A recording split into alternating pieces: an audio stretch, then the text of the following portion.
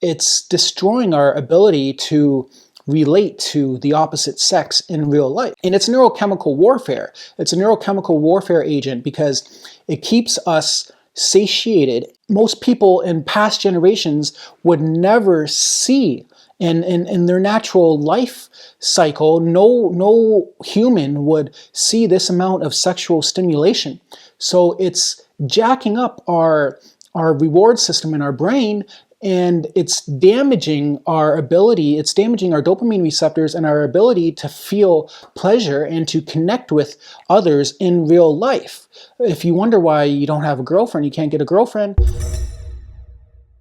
first and foremost, pornography is probably the most potent neurochemical warfare agent out there. Second to pornography is social media and the realm of bottomless feeds of content, of endless shorts, of 47 seconds, 1 minute length shorts that rapidly assault your attention span. And what we're experiencing as a society right now is the degradation of our ability to function because our attention spans are being destroyed. I mean, within the last 15 years, the average attention span dropped from 2 minutes and 30 seconds to 47 seconds. And it's probably worse today. This is because we're being inundated, we're being overwhelmed with information input. We're being attacked and assaulted by information that's vying for our attention.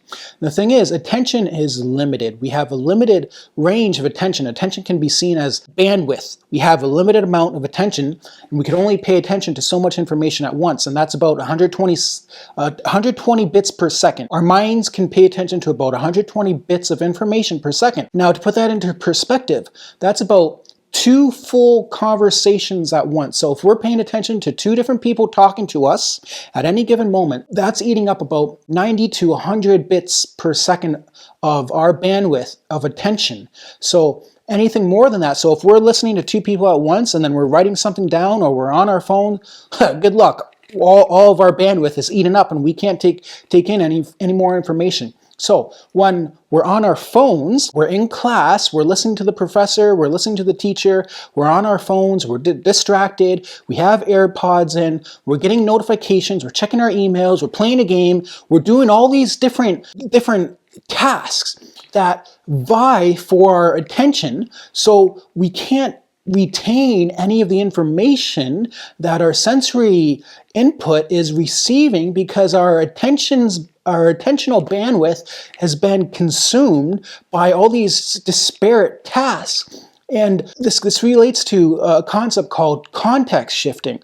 When we go from one task to the next in quick succession, we're context shifting, and context shifting eats up a lot of resources, a lot of cognitive resources when we shift from one task to another. So if we're on our phone and we're texting, we're on social media, we're engaged in some kind of conversation, well, that's going to be stuck in our pre-conscious for another 10, 15, 20 minutes while we're starting a new task. So that's called context shifting, when we're shifting our context from one thing to another. So say we're on the social media on our phone and we shift to reading a book. It's going to take a good 15, 20 minutes for us to really get into that book because our minds, our subconscious or our pre-conscious mind is thinking about that conversation we were just having. So we're interfering with our ability to focus. Our focal attention is being destroyed. Our attention is being destroyed. The attentional system is being destroyed. We're not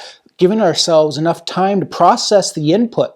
This is neurochemical warfare. But what I really want to talk about is pornography, porn as being a neurochemical warfare agent and how it's destroying our brains. It's hijacking our dopamine reward system. We weren't developed, we didn't evolve, we weren't created to handle such a stimuli as like a hyperstimuli as pornography. It's an onslaught of visual sexual images that most people in past generations would never see in their natural life cycle. No human would see this amount of sexual stimulation.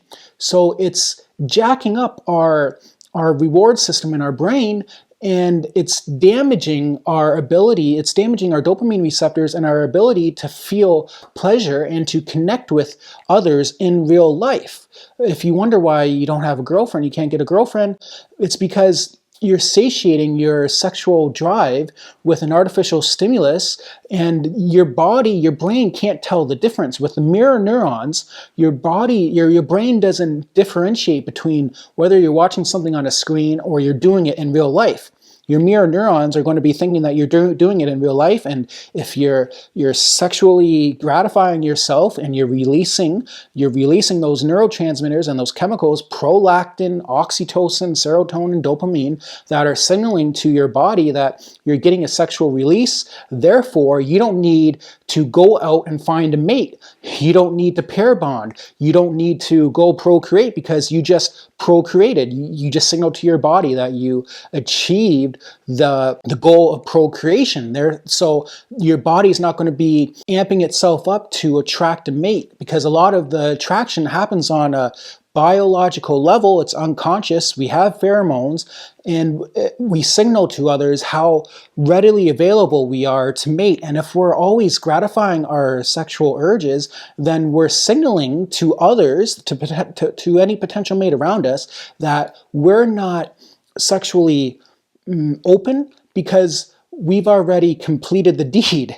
So we don't need to pair mate with them, and we're not going to feel that fire, that passion, that urge to go and mate, to go and have a conversation with that girl, to have dinner with a woman, to take it to the next level. It's destroying our ability to relate to the opposite sex in real life. And it's neurochemical warfare. It's a neurochemical warfare agent because it keeps us satiated and placated. And it's like, well, when you neuter an animal, what are you doing? You're taking the fight out of that animal. You're taking the balls off that animal. You're taking the gumption, the drive, the raw power, the animalistic strength and urge out of that animal. So that animal doesn't have any drive to act out anymore. You're pretty well...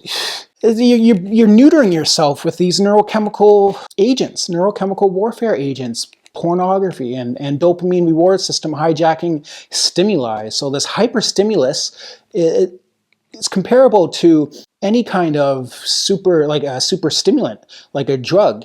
It releases a similar amount of dopamine. It might as well be a drug. So maybe you should take this into consideration.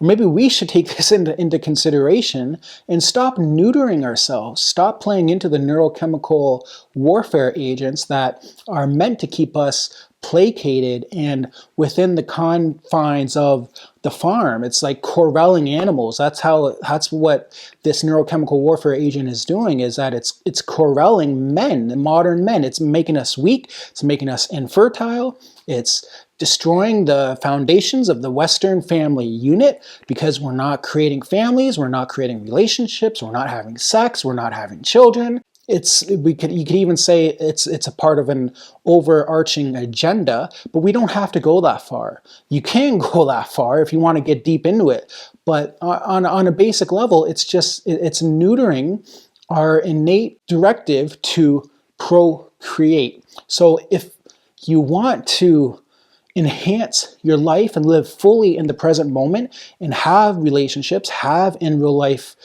experiences, you need to stop neutering yourself. First and foremost, you need to remove that hyperstimulus. Otherwise, your life is never going to get better. Now, if you made it this far, give me a like and subscribe and check out this video for more.